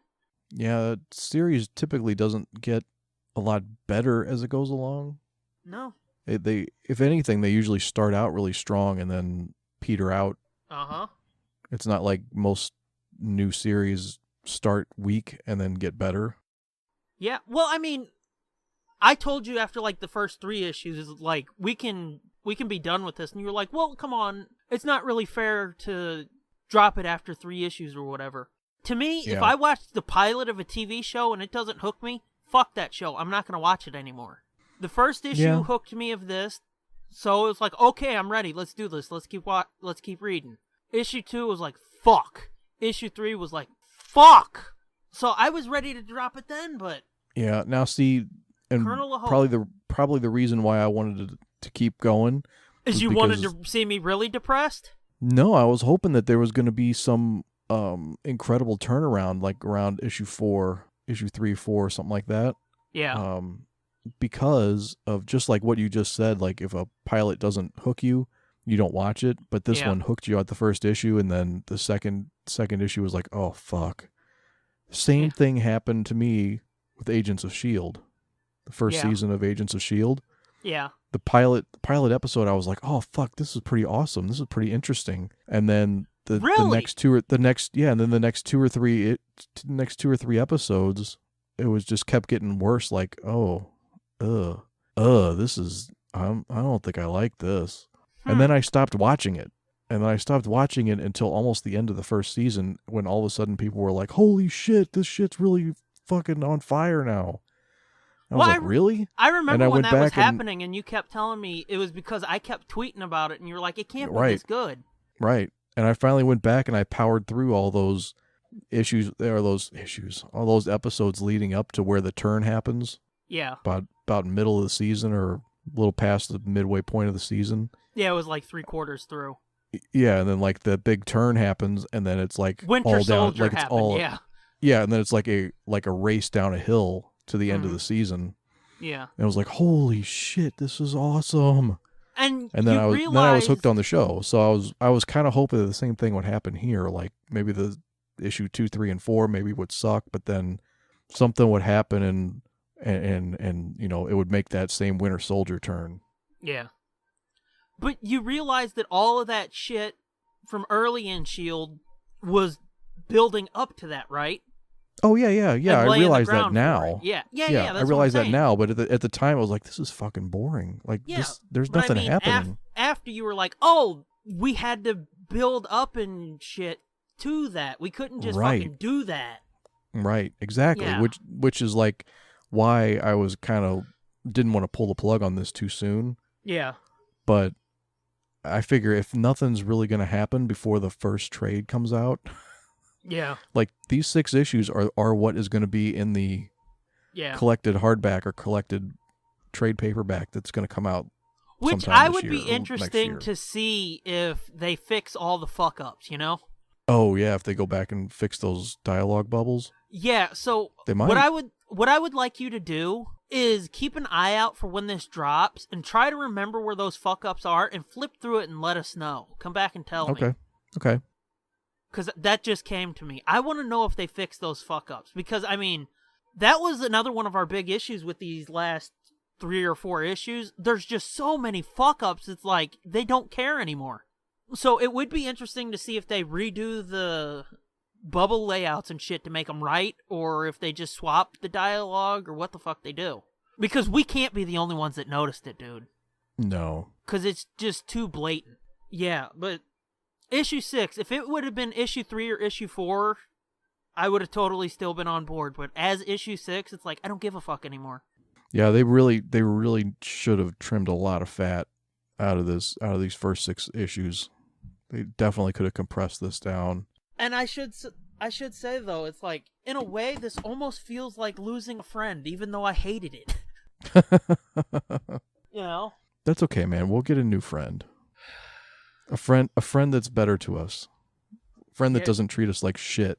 So, with that bullshit out of the way, we're not doing fuck this shit this week. We're gonna launch a new segment that hopefully we'll start doing after, Joke Corner every week, and we'll have 3 weekly segments, or, well, not weekly, but, 3 segments each by week in the main show. Does that make sense? Totally. Okay. Play the theme song for that, or intro, or whatever we're gonna call it. I just like saying play the theme song.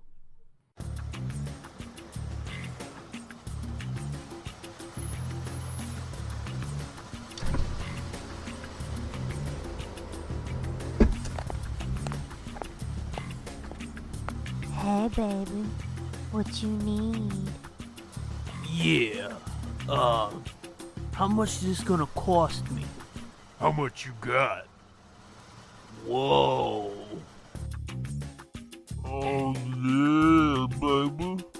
Come on into the Nerd Blitz Pimp Spot. Oh.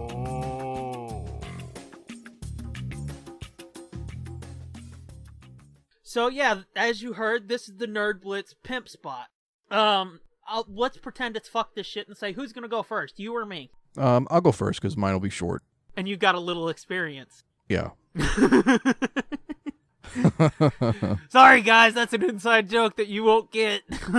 Go ahead. Okay, I'm gonna pimp this new comic that I picked up.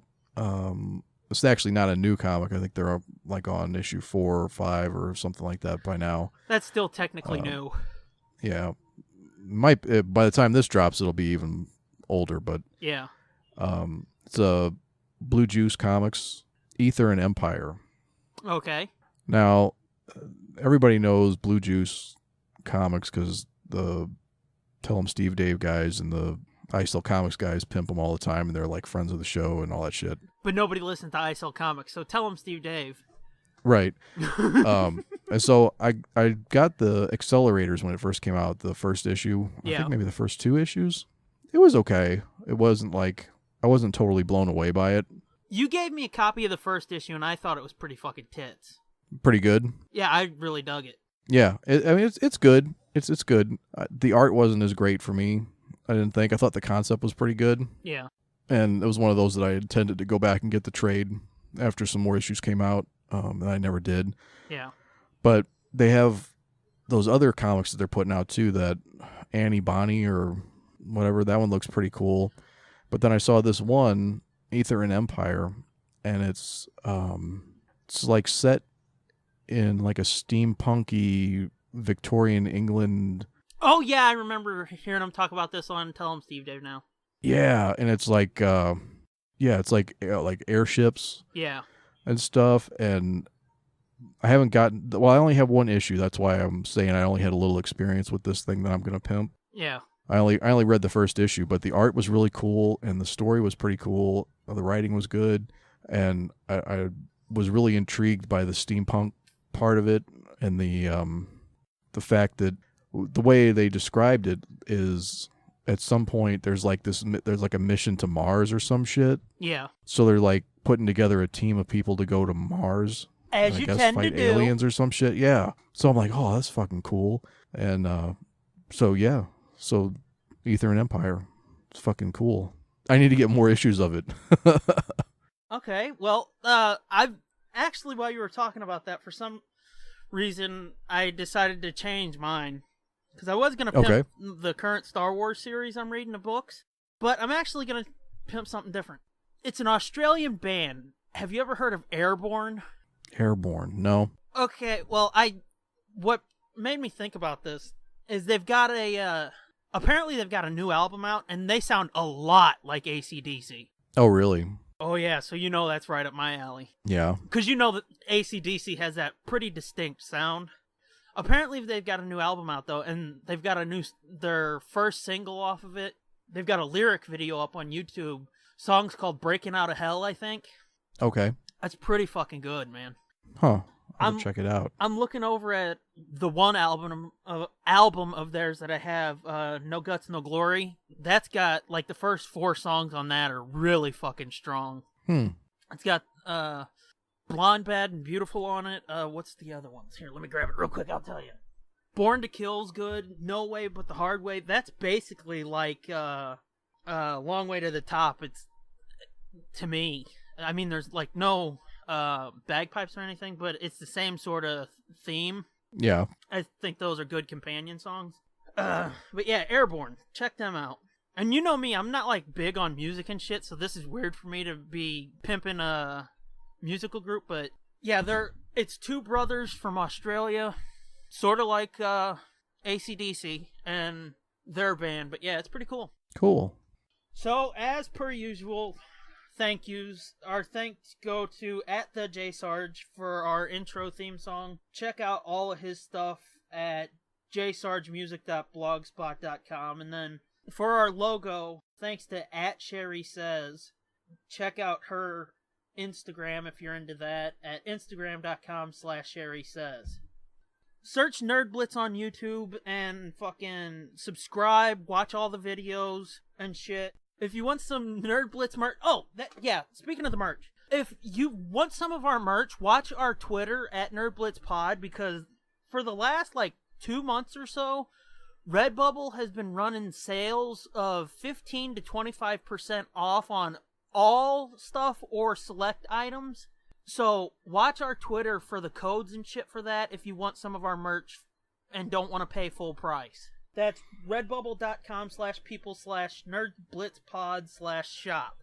There's a sale running right now that's been running for 3 days, I guess, and it expires tomorrow. That's not going to help you, but I just wanted to let you know. They're running sales all the time right now, I guess, since we're leading into the holiday season and Christmas and all that bullshit. So yeah, go buy a shirt. Don't make Jason Gross hold his dick waiting for other people to buy a shirt. Don't let him be the only one, because then it's sad for him, it's sad for us, and it's sad for you, because you need to buy one. Yeah. Be a walking billboard for us. Okay? Goddamn. Why aren't you people replying to me? The fuck? You gotta wear a shirt. Yeah. If you like this shit, tell other people to like this shit. Did you see what Jason said the other day? Probably. What are you saying in particular? He tweeted and said that he wears his shirt to the comic shop every Wednesday. Oh, yeah. Just hoping people will ask. Just so we hoping can somebody tell will about it. ask him. Yeah, and it's like, God damn, that is so fucking That's great. cool. So, fuck it, I'll add another thank you. At Jason_Gross. Thanks, dude. That's fucking cool, man. Let's see. Well, this will be the only extra thing of ours I'll pimp. Go to tsdjproductions.bandcamp.com and buy the camping trip. Or, $4, you can buy 3 pilots of shows that we're going to be launching. Probably most of them are, well, book club we're going to launch probably before this comes out. So book club started. But next year we're going to be launching the 2 steady shows of the other pilots. So buy that and get the pilots of them. We've got, the first pilot is book club. We read the backups, or the prequel backup story that's in the paperback of Dark Disciple. It's called Kindred Spirits by Christy Golden. We read that and break it down. And then the second pilot is the Nerd Blitz Comic-Con, Versations.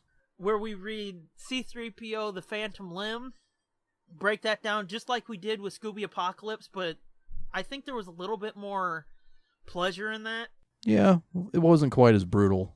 And, I would say there's a lot more positive about that than negative. Yeah. And you get to hear in that we actually came up with a rating system, which Right. I'm pretty proud of because I got to nerd out and show a little bit of history that I know, you know? Mm-hmm. Yeah, it was impressive. That's the first time anybody's ever said that to me about me showing something. Follow me down the path here, man. I'm already there at the end. Ew. And then the third pilot is for the Nerd Blitz commentaries. That still scarred me. We watched the Star Wars Holiday Special and did commentary for that. It was a good time. It's a good show. It's quality family programming. Except for that last part, you were right. And you can hear... The funny thing about that is, like, I don't mean to, but I tend to interrupt you a lot. But that one, it was like, look, dude, look at this. Look at this. Do you see this shit? Are you seeing this? Look at that. There's a lot of moments like that are real fucking funny because I've listened to it back and it's just like, you can hear the fucking bewilderment in my voice where it's like, look, do you see this? Are you seeing what I'm seeing? Yeah? Because it is so fucked up, guys. Oh, Christ. I've had longer to process it, I guess. I guess. Even though you forgot most of it. Yeah. But yeah, that's the Nerd Blitz pilot trio, I think is what we called it. It's fucking 3 pilots and a short intro we recorded, all for $4. It's like 3 hours, 36 minutes, and 40 seconds. I thought about adding a little skit there, so it would be 37 minutes, but I couldn't think of anything, so you get what you get. Okay, and then the last thing. You can find us on iTunes, Google Play, Stitcher, nerdblitz.com, the High Altitude Podcast Network at highaltpod.net. And as of this recording, it's new. By the time you listen to it, it'll be about 6 weeks old.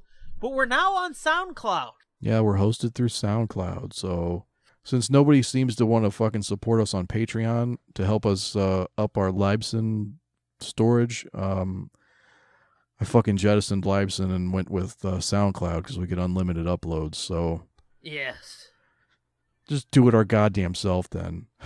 Yeah, god damn it. Now I'm gonna cry. No, it'll work out better this way. Then I won't feel guilty about taking anybody's money. True.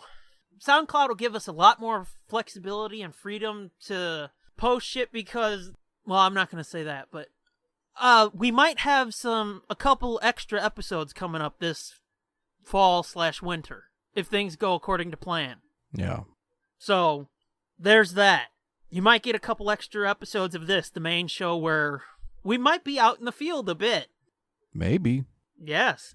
So, yeah, SoundCloud's good for us, so check us out there, listen, because our stats started over, and that's what really makes me sad, because we were up over 18 or no, not 18,000, 1800. We're not I that wish good. it was fucking 18,000. No shit.